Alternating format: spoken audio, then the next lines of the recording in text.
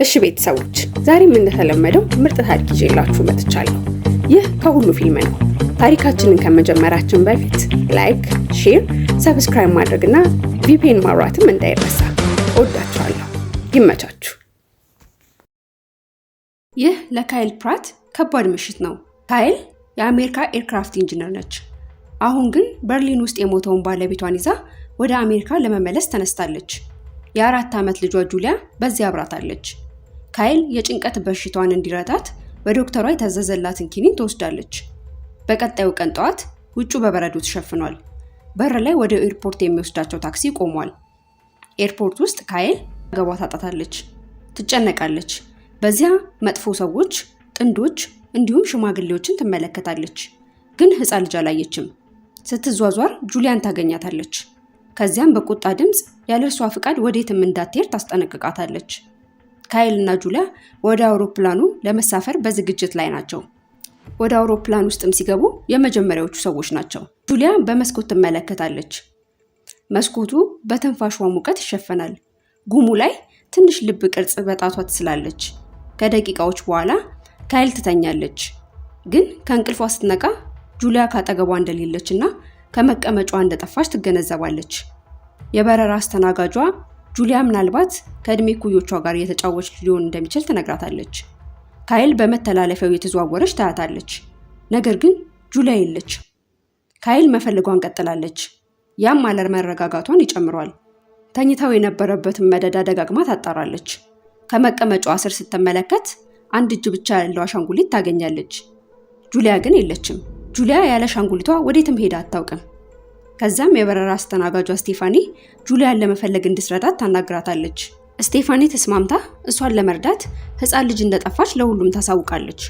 ከቆይታዎች በኋላ ግን ስቴፋኒ የሚያስደነግጥ ዜና ትነግራታለች። ልጇ በአውሮፕላኑ ላይ እንደተሳፈረች የሚያሳይ መዝገብ እንደሌለ። ካይል ግራ ትጋባለች። ልጇ ከሷ ጋር በዛ እንደነበረች በጣም እርግጠኛ ነች። ስለዚህም ይህን ለማረጋገጥ የተሳፈረችበትን ትኬት ታሳያለች። ቢሆንም ካይል የጁሊያን ትኬት ማግኘት አልቻለችም።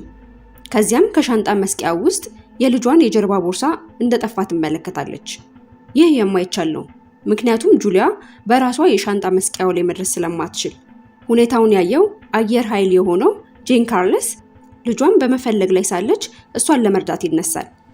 ካይል ዋና አብራሪውን ለማግኘት ትጠይቃለች።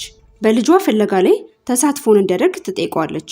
ዋና አብራሪው ጁሊያ እንደተሳፈረች የሚያሳይ ምንም ሰነድ እንደሌለ ያረጋግጣል። ከዚያም ካፕቴኑ ካይል የትኛውንም አይነት መድኃኒት ወስዳ እንደነበረ ይጠይቃታል። ካይል የባሏን ሞት ሐዘን ለመርሳት እንዲሁም ጭንቀቷን ለማስታገስ የእንቅልፍ ኪኒን ወስዳ እንደነበር ትነግሯለች። ካይል ጨምራ ባሏ ከ6 ቀን በፊት ከጣራ ላይ ወድቆ እንደሞተ፣ ይህም ካይል ግድያ ነው ብላ የምታምነው ግን ማንም ያላመናትን ነገር ትናገራለች። ካፕቴኑና ሌላው ቡድን ካይል በባሏ ሞት ምክንያት ራሷን ስታ ሊሆን እንደሚችልና ልጇን ለአውሮፕላኑ እንዳላመጣች አይምሮዋ እየሳለባት እንደሆነ ይጠረጥራሉ። ካይል ጁሊያን ከላይ እስከታች ለመፈለግ አጥብቃ ትጠይቃለች። ካፕቴን ሪች ባልተገመተ ሁኔታ ይስማማል። የአውሮፕላኑን መብራት አብርተው ተሳፋሪዎቹን በሙሉ በመቀመጫቸው እንዲቆዩ ያሳውቃሉ። ስቴፋኒ ወደ አቪዮኒክ ክፍል ወርዳ ዙሪያውን ትመለከታለች። ግን እስካሁን የ4 ዓመት ሕፃን በዚያ ማግኘት አልቻለችም። ካይል ልጇን በመፈለግ ተጠምዳ አንድ ግብፃዊ ትመለከታለች። ተጠግታ የሆነ ቦታ እንደምታውቀው ማናዘዝ ትጀምራለች። ይሁንና ለማስታወስ እየሞከረች ነው። ነገር ግን አእምሯ በጣም ተጨንቋል። ከዚያም ካይል ልጇ በእቃ መጫኛ ውስጥ ተደብቃ ከሆነ እንድታያት ካፕቴኑን ትጠይቀዋለች። ካፕቴን ሪች ይህንን አልፈቀደም። ምክንያቱም እነሱ በአውሮፕላን ውስጥ አለች ብለው የማያምኑትን ሕፃን ሁሉም የቡድኑ አባላት በመፈለግ ላይ ስለሆኑ በመቶዎች የሚቆጠሩ ተሳፋሪዎችን ትኩረት እንዳሰጣቸው ማድረጉን በንዴት ይገልጻል። ካይል አልተቀበለችውም። በሩጫ ወደ ግብፃዊው ሰው ትሄዳለች። ስለዚህም ልጇን ያገተባት እሱ እንደሆነ ትከሳለች። ሰውየው በመከሰሱ በጣም ተበሳጭቶ ያደረበትን ሆቴል የሚገልጽ ደረሰኝ ለማረጋገጫነት ያሳያል። ይህም እሷ ከቆየችበት አፓርትመንት ጋር በፍጹም የማይገናኝ ነው። ከዚያም ካርልሰን መከላከል ይጀምራል። ካይል እንዲናዘዝ ሰውየውን ማስገደድ ትጀምራለች። ይደባደባሉ። በቁጡ ባህሪዋ የተናደደው ካርልሰን የባሏ ሞት አሁን ትርጉም እንደሰጠው ይናገራል። ጥቂት ሰዓታትን አብሯት ቢቆይም በባህሪዋ ምክንያት እሱም ለመዝለል ፈቃደኛ እንደሆነ ይናገራል። ከዚያም ብዙም ሳይቆይ ካፕቴን ማርከስ በርሊን ውስጥ ካለ ሆስፒታል መልእክት ይደርሷል። እርሱም ባለቤቷ ሲሞት ከአባቷ ጋር እንደነበረች እናም የሞተው በውስጥ ጉዳት ችግር እንደሆነ የሚናገር ነው።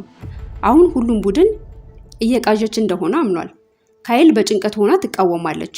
እንዲሁም ጁሊያ በህይወት እንዳለችና እዚሁ ፕሌን ውስጥ እንደሆነችም እርግጠኛ ነች። ካርሰን አሁን ካይል የራሷን ታሪክ እየፈጠረች እያበደች እንደሆነ ይገምታል። ስለዚህም እጇን አስሮ ወደ ወንበሯ ወስዶ ያስቀምጣታል። የአእምሮ ሐኪም የሆነችው ሊሳ ወደ እሷ ተጠግታ ልታማክራት ትሞክራለች። አሁን ካይል የልጇን ሞት ማመን እየጀመረች ነው። ኋላ ቀደም ብላ ጁሊያ ከሷ ቀጥሎ ያለው መስኮት ላይ የሳለችላትን ትንሿን ልብ ቅርጽ እውነት እንደሆነ ታስተውላለች። ካይል የሆነ የማታውቀው አስፈሪና አስቀያሚ ነገር እየተፈጠረ እንደሆነ መገመት ትጀምራለች። ከዛም አማካሪዋን ወደ ሽንት ቤት እንድትሄድ ጠይቃታለች። ሽንት ቤት ከመጠቀም ይልቅ በጣሪያው ወጥታ የአውሮፕላኑን ኤሌክትሪኮች መነቃቀል ትጀምራለች። ይህም የኦክሲጅን ማክሶች እንዲወርቁና መብራቱ እንዲበጠበጥ ያደርጋል። ካርሰን ከዚህ ሁሉ ነገር ጀርባ ያለችው ካይል እንደሆነች ያውቃል። ካይል ቀውሱን ተጠቅማ ክፍተቱን ወደ ታችኛው የአውሮፕላኑ ክፍል ለመውረድ ትጠቀምበታለች። ከዚያም የባሏን ሬሳ ሳጥን አግኝታ ትከፍተዋለች። ጁሊያ ውስጥ ትኖራለች ብላ ስለጠረጠረች ነው። ግን ያገኘችው የባሏን ሬሳ ብቻ ነበር። ጁሊያ የለችም። ካርሰን አግኝቷት በድጋሚ እጇን አስሮ ይመልሳታል። እንዲሁም አውሮፕላኑ በድንገተኛ ማረፍ ስላለበት ወደ ጎስፔ አየር ማረፊያ እየሄዱ ነው። ካይል ወደ መንገደኞቹ ስትመለስ አንዱ ተሳፋሪ ማጨብጨብ ይጀምራል። ጭብጨባው ይስፋፋል። አንዳንዶቹ ደግሞ አፍጥጠው ይመለከቷታል፣ ግብፃዊውን ጨምሮ። ካይል ወደ ተርታዋ ስትደርስ ትቀመጣለች። አውሮፕላኑ ከማረፉ በፊት ለመጨረሻ ጊዜ እንድትፈልጋት ለካርልስ ጥያቄ ታቀርብለታለች። ካርሰን ትንሽ አስቦ ካፕቴኑን ለማነጋገር ይወስናል። ቢሆንም ካፕቴኑን ከማነጋገር ይልቅ ወደ ጥልቁ የአውሮፕላኑ ክፍል ገብቶ 2 ፈንጂዎችን አዘጋጅቶ መቆጣጠሪያውን የካይል ባል ሬሳ ውስጥ ገጣጥሞ ያያይዛል። እዛው ክፍል ውስጥ የተኛችውን ጁሊያ እናያለን። በዚህ መንገድ ከዚህ ሁሉ ቀውስ ጀርባ ያለው ካርሰን እንደሆነ እናውቃለን። ካርሰን እና ስቴፋኒ አውሮፕላኑን በማገት $50 ሚሊዮን ያገኛሉ። እንዲሁም ካይል ባላት የአውሮፕላን እውቀት ጁሊያን በማገት የእቃ መጫኛውንና የሬሳ ሳጥኑን እንድትከፍት ከዚያም ፈንጂውን ሬሳ ሳጥን ውስጥ በማስቀመጥ ተጠያቂ እንድትሆን ሊያደርጓት ነው ያቀዱት። አሁን ካርሰን ለካፕቴኑ ካይል አጋች እንደሆነች እና አየር መንገዱ $50 ሚሊዮን ወደ ባንክ አካውንቷ የማያስተላልፍላት ከሆነ አውሮፕላኑን እንደምታፈነደው ይናገራል። ካይል እስካሁን እየሆነ ያለውን ነገር አላመነችም። በተስፋ መቁረጥ ውስጥ ሆና በመስኮቱ አውሮፕላኑ ሊያርፍ እንደሆነ ትመለከታለች። ሌሎችም ተሳፋሪዎች በድንገተኛው ጉዞ መቋረጥ ግራ ተጋብተዋል። ካረፉ በኋላ ተሳፋሪዎቹ አውሮፕላኑን ለቀው ይወርዳሉ። ካፕቴኑ ሊወርድ ሲል በቁጣ ብሩ እንደተከፈላት ሲገልጽ ይፋጠጣሉ። ካይል በዚህ ግራ ትጋባለች። ወዲያው ከዚህ ሁሉ ጀርባ ያለው ካርሰን እንደሆነ ታረጋግጣለች። ካርሰን ሁኔታውን ተጠቅሞ ታሪኩን በመቀየር ካይል አሸባሪ እንደሆነች ይናገራል። እውነቱን ስትሰማ ካይል የአጋቹን ሚና በመጫወት ካርልሰን ወደ አውሮፕላኑ እንዲመለስና ሁሉም የበረራው ቡድን እንዲሄድ ታዛለች። ካርሰን ያመነታል። ነገር ግን አልመለስም ቢል ሁሉም ሴራና ሽብር የሱ እንደሆነ እንደሚታመን ያስባል። ወዲያው የአውሮፕላኑ በር እንደተዘጋ ካይል ካርሰንን በእሳት ማጥፊያ ፈንክታ ራሱን ታስተዋለች። እጁን ከብረት ጋር ታስረዋለች። ከዚያም መቆጣጠሪያውን ከኪሱ ትወስዳለች። ስቴፋኒ ከተደበቀችበት መጣ ካርሰን ሲነቃ እጁን ትፈጠዋለች። ወዲያው ካይልን ማሳደድ ይጀምራል። የአውሮፕላኑን ሰገነት በር በመክፈት ግራይንደሩን እሱን ለማናደድ ትወረውራለች። ካርሰን የሰገነቱን ድምጽ ሲሰማ ይሄዳል። ካይል ስትወጣ በጥፋተኝነት የተሞላችውን ስቴፋኒን ታገኛታለች። በቦክስ ስትመታት የተጨነቀችው ስቴፋኒ ወዲያውኑ አውሮፕላኑን ለቃ ትወጣለች። ካይል አሁንም ልጇ መፈለግ ቀጥላለች። በአውሮፕላኑ የኤሌክትሪክ ክፍል ውስጥ ልጇ ራሷን ስታ ታገኛታለች። ወዲያውኑ አቅፋ ትሸከማታለች። ካርልሰን በቅርበት እየተከተላቸው ባሏን እሱ እንደገፈተረውና የገደለውም ፈንጂውን ሬሳ ሳጥን ውስጥ ለማስቀመጥ እንደሆነ ይነግራታል። ምክንያቱም በእሷ ስም ፍተሻው እንዲያልፍ ነው። ካይል ወዲያው ጁሊያን ተሸክማ ወደማይቀጣጠለው የአውሮፕላኑ ክፍል ትገባለች። በእጇ የፈንጂውን መቆጣጠሪያ ይዛለች። በማይቀጣጠለው ግድግዳ ተከልላ ፈንጂውን ጫነዋለች። አውሮፕላኑን አፈንድታ ካርሰንን ትገለዋለች። ተሳፋሪዎቹና የቡድኑ አባላት በድንጋጤ ፍንዳታውን ይመለከታሉ። ከቆይታ በኋላ ካይል ልጇን አቅፋ ስትወጣ ትታያለች። ተሳፋሪዎቹ ያን ሁላ ጊዜ እውነቷን እየተናገረች እንደነበር እያስታወሱ ይደነግጣሉ። በቀጣዩ ቀን ጠዋት በአየር መንገዱ ጣቢያ ካፕቴን ሪች ካይልን አግኝቶ ይቅርታ ይጠይቃታል። ስቴፋኒ በኤፍቢአይ ፖሊሶች ታስራ ትሄዳለች።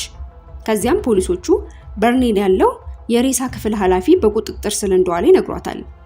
ካይል ጁሊያን ተሸክማ እውነቱን በሚያውቁት በተሰበሰቡት ተሳፋሪዎች መሃል ታልፋለች። ሁሉም ስላላመኗት በጥፋተኝነት ስሜት ተሞልተው ይመለከቷታል። ልጇን መኪና ውስጥ ከማስገባቷ በፊት ጁሊያ ከእንቅልፏ ነቅታ በእንቅልፍ ስሜት አልደረስንም ብላ ትጠይቃታለች። ለመሄድ እየተዘጋጁ የመጨረሻው ትዕይንት ግብፃዊው ቦርሷን ለመጫን ይረዳታል። ይህም የይቅርታና የአክብሮት ምልክት ነው። አበቃን።